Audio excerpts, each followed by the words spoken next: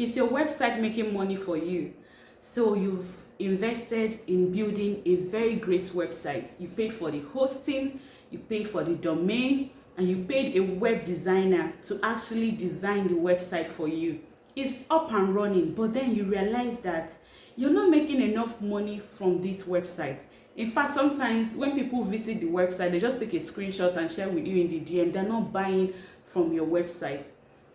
I want to show you today how you can actually increase the sales on your website. Okay, so first is for you to understand why you may not be making sales on your website. So let's take an instance.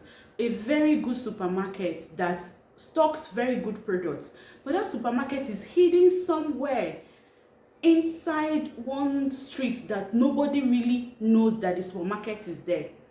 The supermarket might not be making great sales because nobody knows that that supermarket is there. There's no traffic to that supermarket.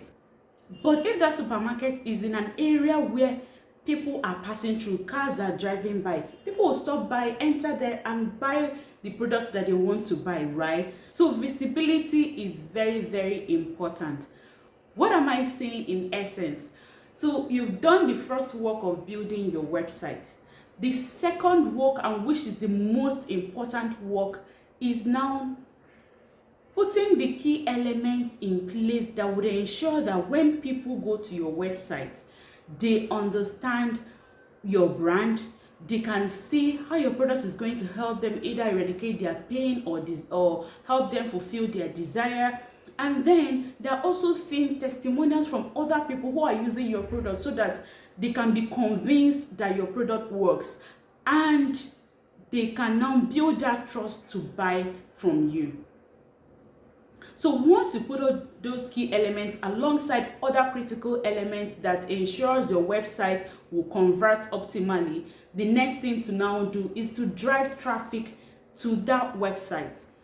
So you need to invest in marketing in order to drive traffic to your website. So the more traffic you drive to your website, the more sales you would now make, because it's a tiny percentage of people that visit your website that will actually buy. It might be around 2% or 3%, sometimes even lower than that. It can be 1%, it can be 0 point something.